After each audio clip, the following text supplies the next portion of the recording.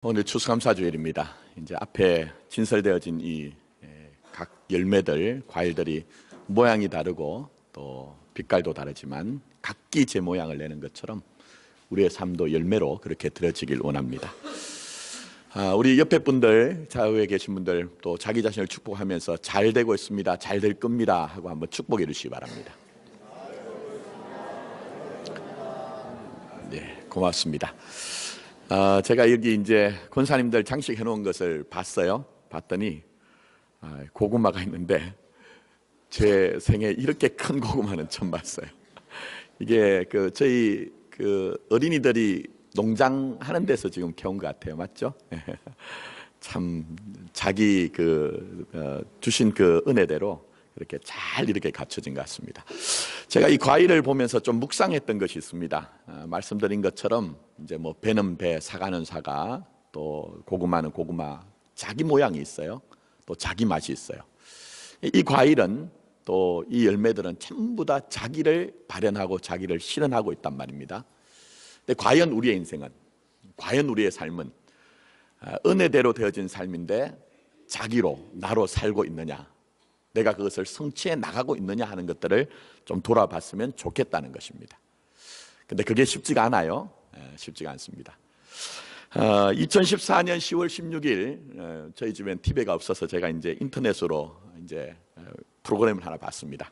세상에 이런 일이, 그죠? 세상에 이런 일이라는 프로가 있던데, 그게 한 남성 73세가 되신 한 이제 어르신이 등장을 했습니다. 근데 이분은 그림을 제대로 배운 적이 없습니다. 근데 어느 날 불현듯 그림을 그리기 시작을 해서 한 6개월 동안 200여 점의 그림을 그리셨어요. 자기 나름대로 아주 독특한 화풍을 가지고. 그래서 이제 그 취재진이 가서 인터뷰를 하면서 어떻게 그림을 그리게 됐습니까? 물으니까 이분 얘기가 그거예요. 어릴 때 아주 그림에 소질이 있었답니다. 근데 집안의 경제적인 형편이 되지 않아서 그림에 대한 꿈을 포기하고 살았대요. 그러다가 어느 날 본인의 모친이 돌아가셨는데 갑자기 그런 생각이 들더랍니다. 나도 저 길을 갈 터인데, 언젠가는 나도 죽을 수밖에 없는데, 이런 생각이 들기 시작하면서 참 허무하더랍니다. 내가 정말 좋아하는 그 그림을 제대로 그리지 못하고 이렇게 산다는 것은 참 허무하다, 이런 생각이 들어서, 그래서 그대로 그냥 인생을 살기는 아깝다는 생각에서 밥도 먹지 않고요, 때로는 잠도 줄여가면서 그리고 또 그렸다는 거예요. 그 프로그램에서는 한 58년 동안 자기 어떤 형편 때문에 자기의 꿈을 포기하고 살았던 사람이 어떤 계기가 되어서 그 꿈을 다시 찾고 그 속에서 진정한 만족감, 행복감이 있다는 것을 얘기하는 그런 프로였어요. 자, 우리가 나의 나됨을 가지고 사는 것, 자기가 자기를 실현하는 것은요, 참 어렵다고 제가 말씀드렸어요. 제가 말씀드렸던 그 어르신처럼 경제적인 형편이 때로는 안 되어서 내 꿈 포기하고 사는 경우가 있습니다. 참 그런 것을 원하진 않지만 삶의 굴곡진 어떤 상황들 때문에 내 가능성을 포기하고 사는 경우도 있다는 거예요. 마음에는 정말 원하는 것이 있는데 가만히 보니 내 능력도 부족하고 내 경험도 부족해서 좌절하며 사는 경우가 있더라는 거예요. 근데 그것은 우리들만의 얘기는 아니고 예레미야도 마찬가지입니다. 자, 하나님이 거룩한 부르심으로 불렀습니다. 자, 그러나 암울한 시대입니다. 아무리 하나님의 그 말씀을 외친다 한다 할지라도 그 시대의 사람들 전부 다 귀를 닫아놓고 있습니다. 마음을 닫아놓고 있습니다. 근데 아무리 하나님이 주신 그 삶의 의미가 중요하다 한들 내가 하지 못하겠다는 거예요. 그래서 나는 아이라, 나는 말을 하지 못한다고 하면서 손사래를 치는 것이 바로 이 예레미야의 모습입니다. 그야말로 나의 나됨을 실현하지 못하는 인생의 모습, 우리 하나님이 주신 삶의 고유한 의미와 가치를 잃어버리고 그냥 내 무능감 가운데서 하지 못하겠다고 얘기하는 것이 바로 이 예레미야의 입장입니다. 자, 그런데 우리는 이해가 되죠. 왜냐하면은 만약 우리 자신이 예레미야와 같다면, 아니 더 정확하게 말씀드리면 우리 자신도 예레미야와 같은 어려움이 있다는 거예요. 장애물이 있다는 거예요. 틀린 얘기는 아닙니다. 분명히 이 예레미야는 틀린 얘기는 아니에요. 그러나 신앙적인 측면에서 보면 정확한 건 아닙니다. 믿음의 측면에서 보면 그것이 틀린 얘기는 아닐지 모르지만 정확한 얘기는 아니라고 우리에게 분명히 말씀하고 있습니다. 여러분, 우리는 대부분 다 어떤 일이 있으면 나로부터 출발합니다. 내가 얼마나 지식을 가졌느냐, 얼마나 경험이 있느냐, 내 주위에 나를 도와줄 수 있는 인간관계 속에서 지지하고 격려할 사람이 어느 정도 되느냐, 그걸 가늠해요. 맞습니다, 여러분. 망대를 수축할 때 뭘 해야 되죠? 우리 주님도 비용을 계산해야 된다, 그렇게 말씀하셨어요. 자, 그러나 분명히 알 것은 바로 하나님께서 한 사람을 택하시고 불러내실 때는요, 하나님의 뜻만 있는 것이 아닙니다. 하나님이 불러주실 때는 하나님이 함께 하시는 방식과 조처로서 분명히 하나님이 그 일을 여러분을 통해서 이루어내신다는 하나님의 집념과 열심이 있다는 거예요, 여러분. 내가 사실은 가늠할 수 없는 부분에서 더 많은 부분에서 원대하고 깊은 하나님의 뜻과 경륜이 분명히 있다고 말씀하고 있는 거예요. 근데 문제는 뭡니까? 예레미야나 우리는 하나님을 생각하지 않아요. 하나님을 고려하지 않아요. 나를 생각하고 현재 상황 생각하지만 사실은 정말 하나님을 우리가 깊이 생각하지 않습니다. 더 큰 하나님의 경륜하심이 있어서 내가 가진 뜻과 계획보다는 더 많은 것들을 정말 도우시는 그 하나님을 생각하지 않는다니까요, 여러분. 그래서 보시면 믿음이 뭘까? 각자 우리가 생각이 있는 것 같아요. 근데 믿음을 또 다른 측면으로 생각해 보면, 믿음을 가졌다는 것은 하나님과 나와의 관계 속에서 나를 생각하는 거예요. 하나님과 나와의 관계 속에서 나를 생각하는 겁니다. 형편이 있습니다, 상황이 있습니다, 내 능력이 있습니다. 그러나 다른 사람들은 다 알지 못하지만 하나님과의 관계 속에서 나를 생각하기 때문에 때때로 세상의 사람들은 안 된다, 어렵다고 하는 그 지경에서도 나는 믿음으로 생각하고 믿음으로 판단하고 믿음으로 돌파를 하는 거예요, 여러분. 때때로 우리가 가는 길이 감당해야 될 목이 있습니다. 근데 보여지지 않아요.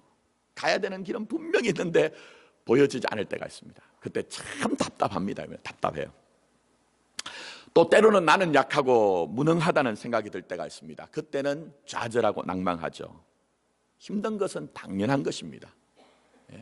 어려운 것이 당연한 거예요. 그러나 믿음이란 것은 그 순간에라도 하나님을 생각할 수 있어야 합니다. 적어도 하나님이 나를 부르셨다고 하면 하나님의 인도하심과 하나님의 역사하심이 있다는 것을 기억할 수 있는 힘이 있어야 된다는 거예요, 여러분. 아무쪼록 저와 여러분들이 하나님을 생각할 수 있는 그런 믿음을 가지기를 예수님의 이름으로 축복합니다. 자, 이렇게 너무 상황이 어려우니 예레미야가 하나님이 불러주실 때 선사를 칩니다. 안 됩니다. 근데 하나님이 조처를 하세요. 그냥 두시지 않고 조처를 하세요. 여러분, 그게 하나님의 은혜입니다.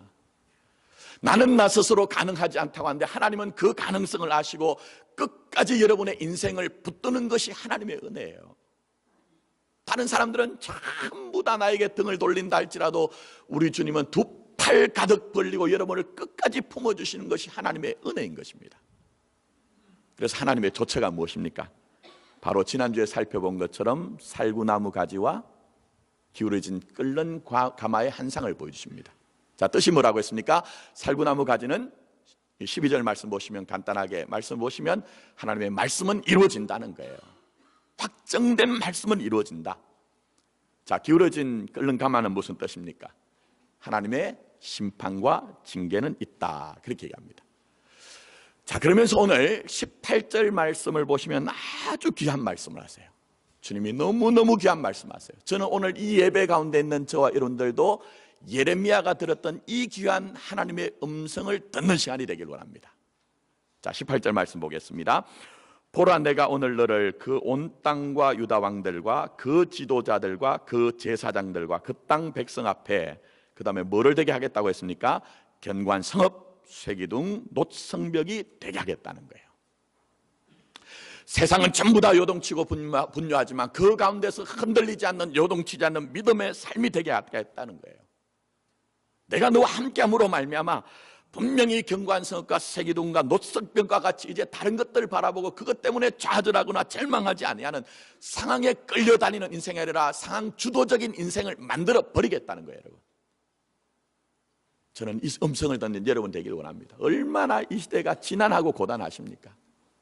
우리가 그런 믿음의 사람이 되지 않으면요, 우리 자신도 세상 사람과 똑같이 방불하게 일이 생기면 이쪽으로 우리가 기울어지고 또 일이 생기면 저쪽으로 기울어지는 그런 요동치는 분유한 인생을 살 수밖에 없기 때문에 우리 주님이 지금 우리에게 오셔서 얘야, 내가 너의 인생을 경관성과 세기둥과 노성벽과 같이 믿음으로 견실한 삶을 만들어내겠다고 말씀하고 있는 것입니다. 여러분, 중요한 것이 있습니다.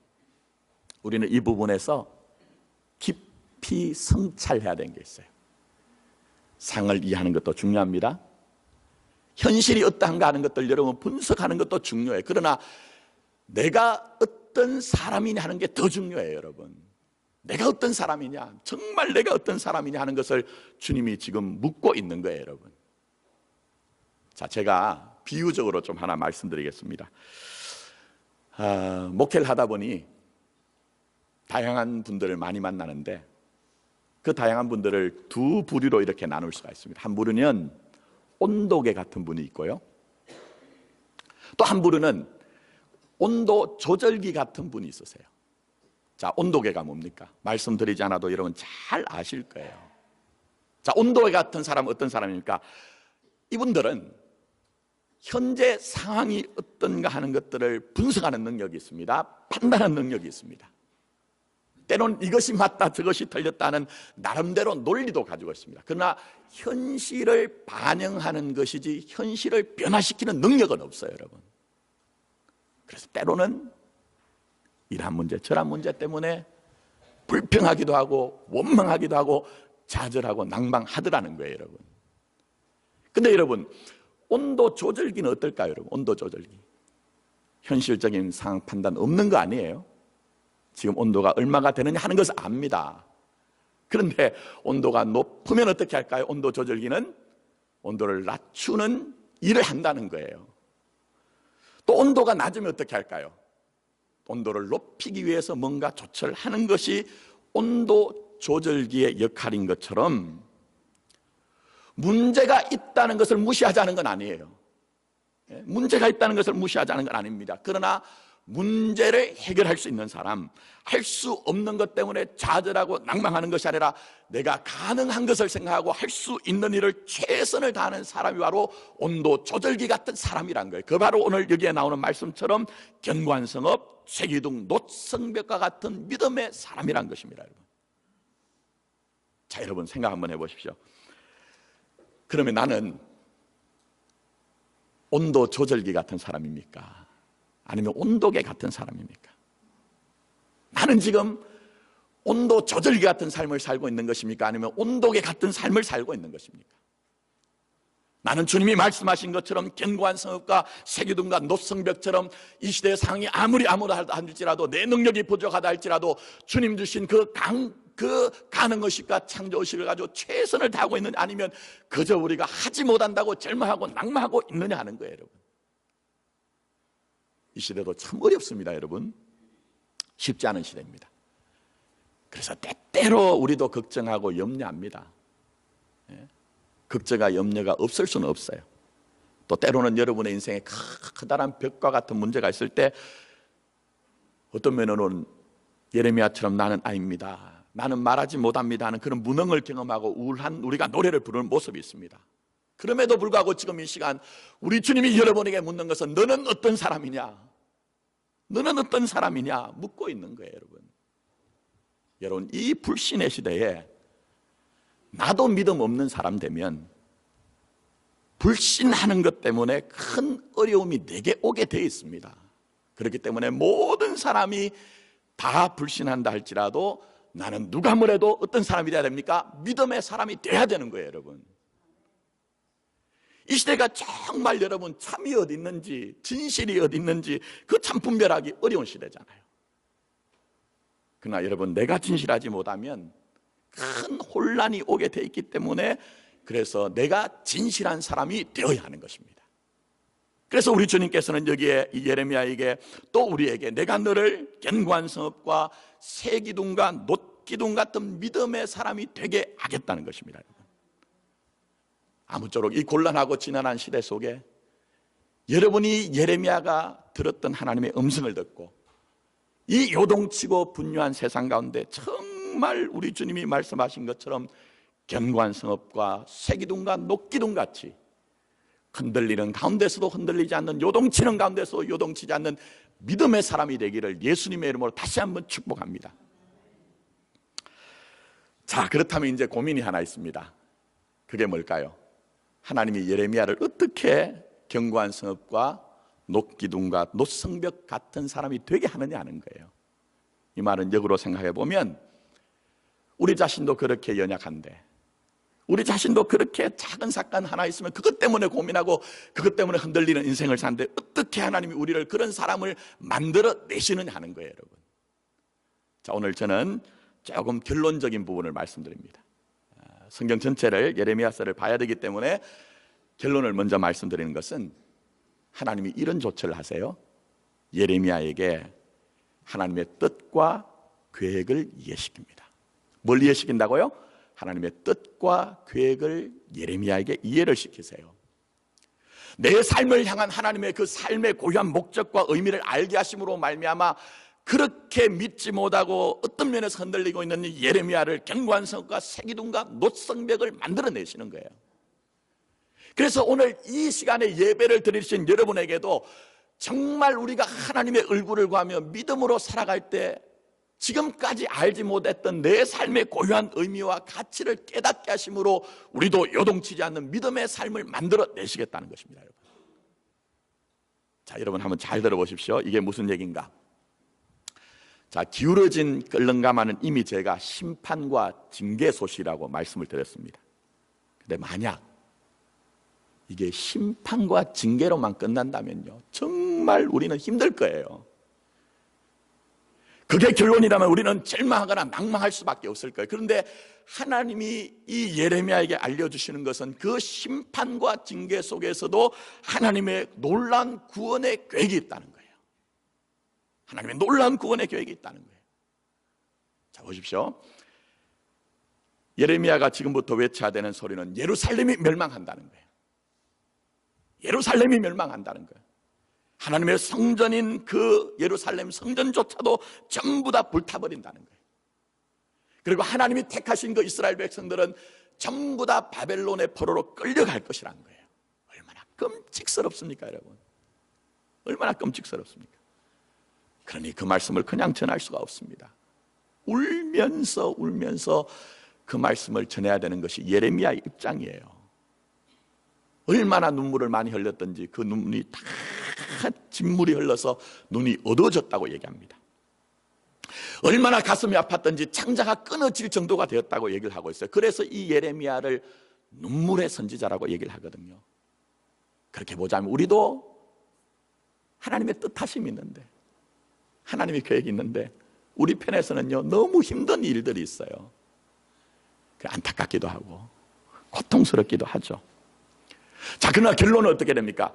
예레미야가 우리가 이미 하는 것처럼 그는 목숨을 걸고라도 하나님의 말씀을 전합니다. 예레미야가 그 예루살렘 거리로 나가서 다른 사람들이 전부 다 귀를 막고 조롱하고 비판하고 때로는 예레미야에게 살해 위협을 한다 할지라도 하나님이 그 마음에 두신 말씀을 한 자도 빠뜨리지 않고 그대로 전하는 사람이 됩니다.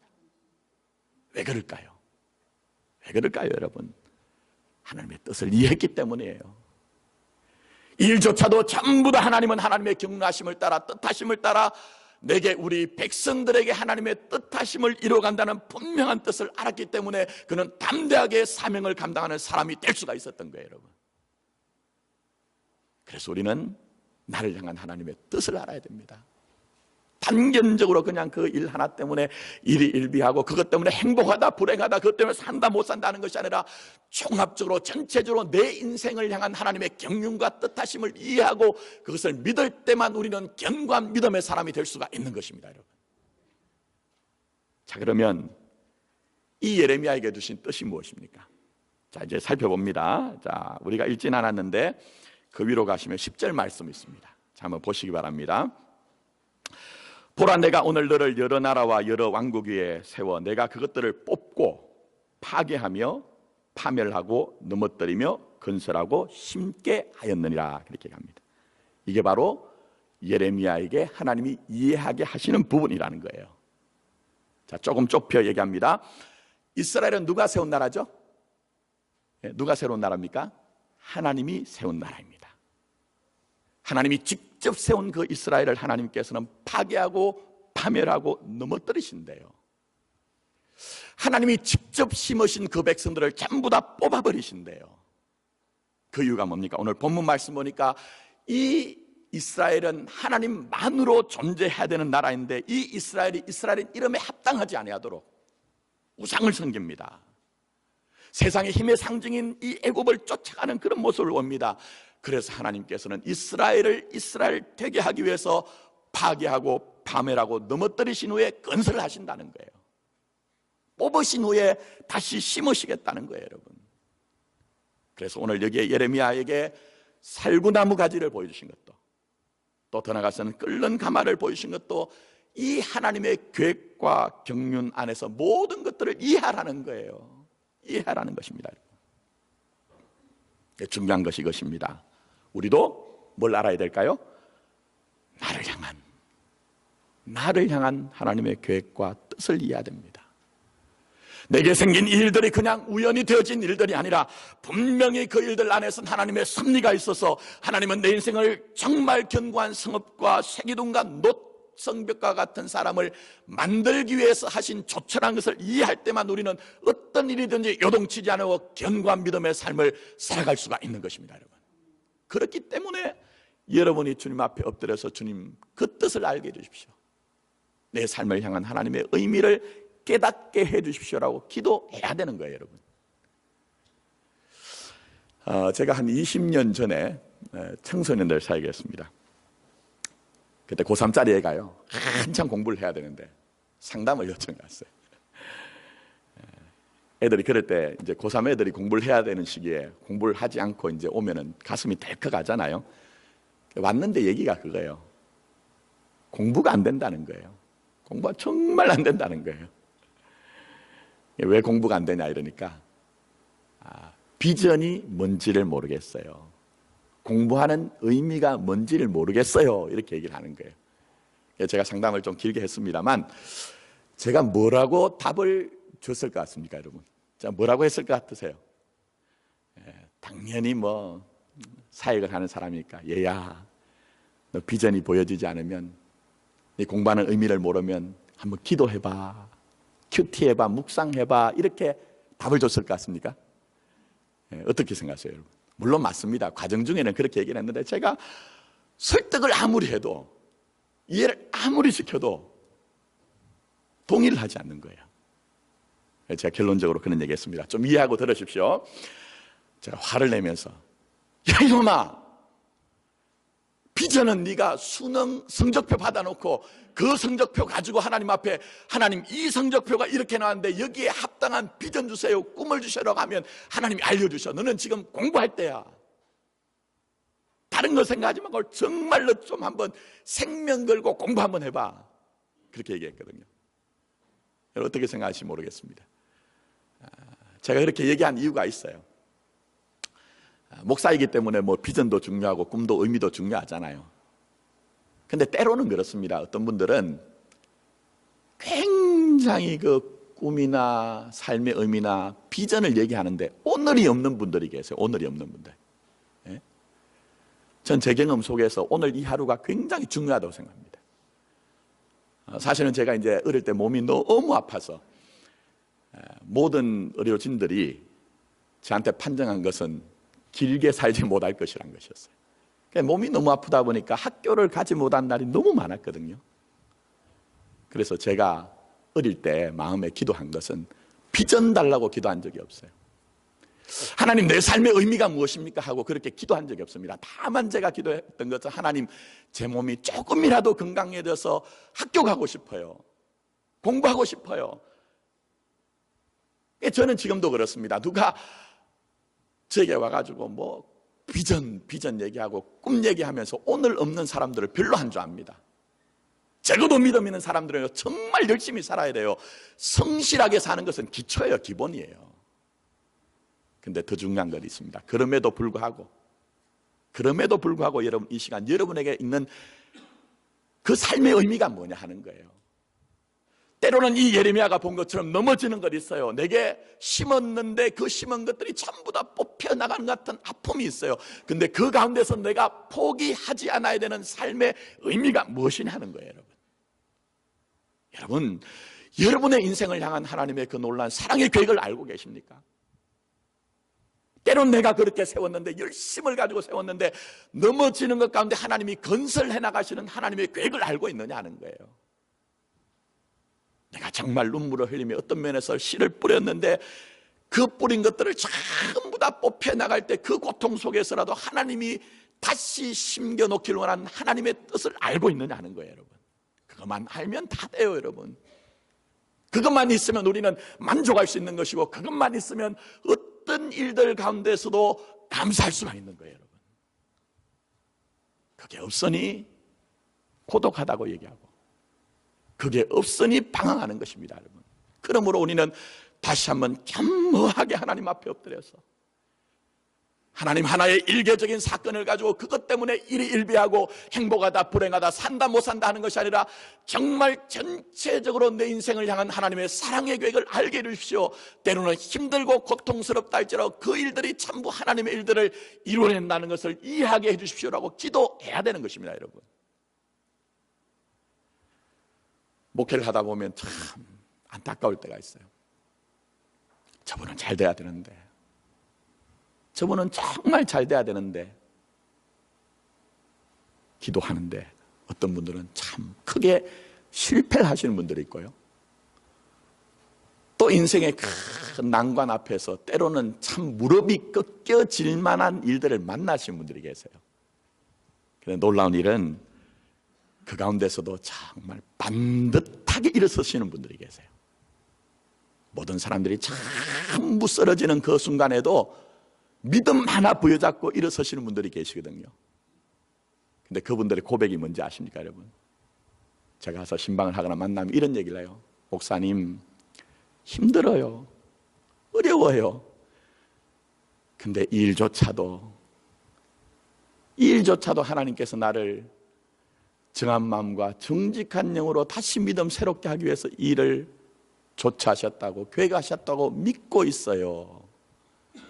그런 분들은요, 힘들고 어렵더라도 반듯하게 일어서더라고요.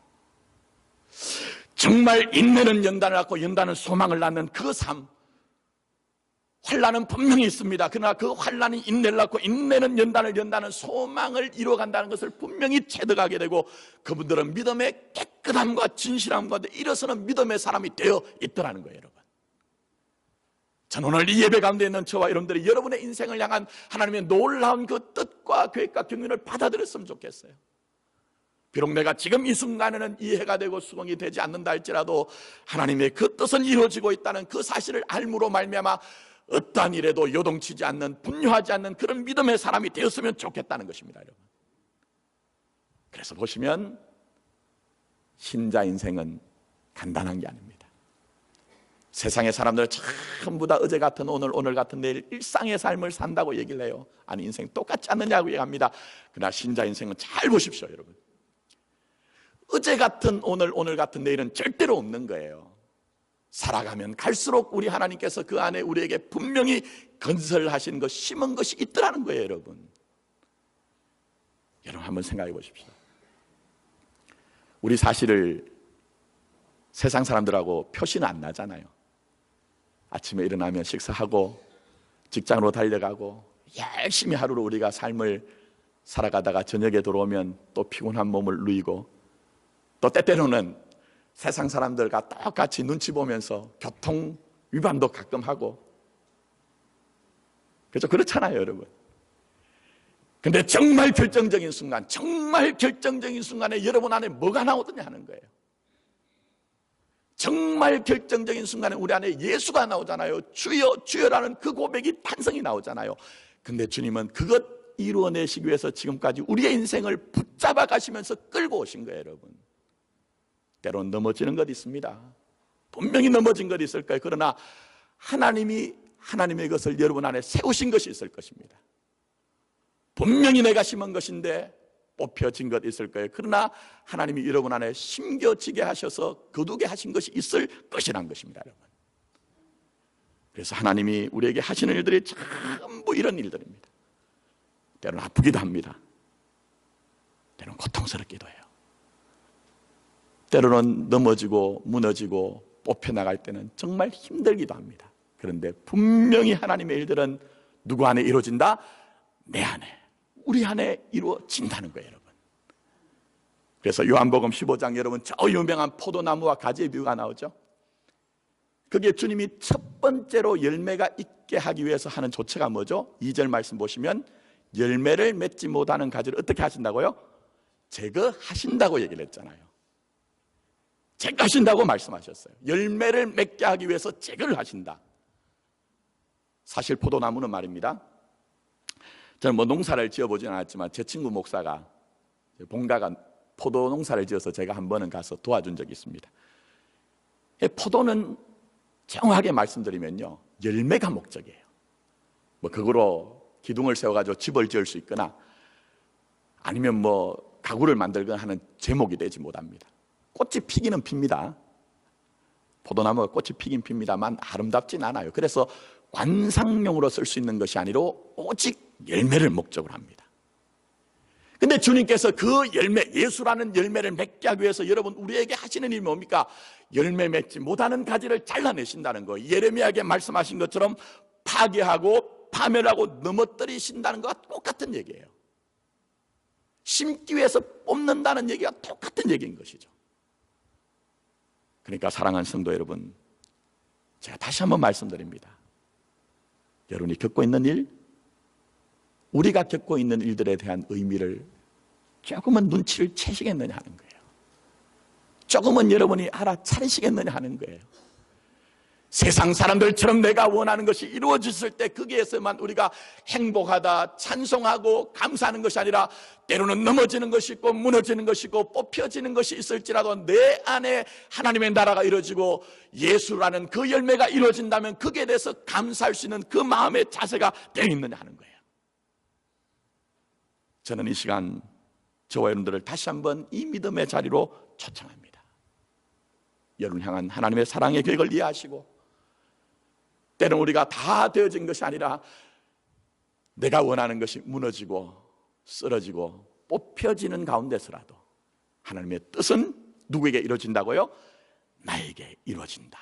이거 전적으로 수용할 수 있는 저와 여러분의 믿음이 되기를 원합니다. 그래서 보시면 쉽진 않을 거예요. 예레미야도 그래서 하나님 앞에 반문합니다. 이렇게 보여주셨지만 너무 답답해서 예레미야가 하나님 앞에 그렇게 갑니다. 하나님, 이렇게 다 무너지고 다 쓰러지고 다 뽑혀져서 다 망하면 어떻게 합니까? 하나님 앞에 질문을 하거든요. 그랬더니 하나님이 다시 이 예레미야를 18장 말씀에 가보시면 토기장이의 집으로 보내십니다. 얘야, 토기장이 집으로 한번 가봐. 거기서 너가 토기장이가 하는 일들을 좀 봐. 그래서 예레미야가 토기장이 집에 가봤더니 토기장이가 흙을 뭉쳐가지고 반죽을 해가지고 물레를 슝슝슝 돌립니다. 자기가 원하는 모양의 그런 그릇을 만들다가 그 모양이 안 나오면 어떻게 할까요?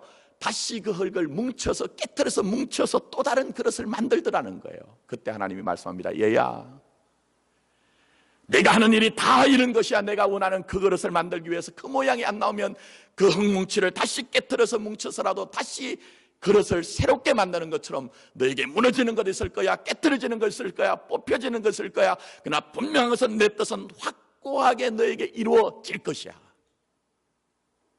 우리 하나님이 지금 이 지난하고 고단한 시대를 살아가는 저와 여러분에게 주님이 말씀하고 있습니다.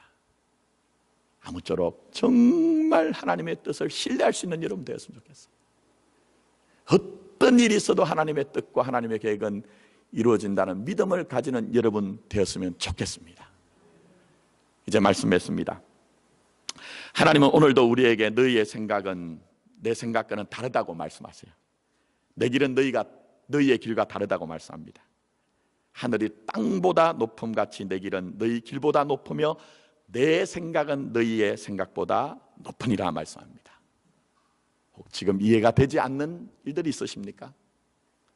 수긍이 되지 않는 그런 문제가 있습니까? 다시 한번 하나님의 깊으신 뜻, 하나님의 깊으신 계획, 하나님의 놀라운 계획이 나에게 있다는 것을 이해하시고, 그래서 이 예레미야처럼 처음의 시작은 두려움으로 시작하였으나 담대한 사람이 되고, 처음의 시작은 다 믿지 못하였으나 결국은 견고한 성읍과 쇠기둥과 노성벽처럼 견고한 믿음을 가진 믿음의 사람이 되기를 예수님의 이름으로 축복합니다. 아멘. 기도드리겠습니다. 하나님 감사합니다. 추수감사주일을 맞아서 우리가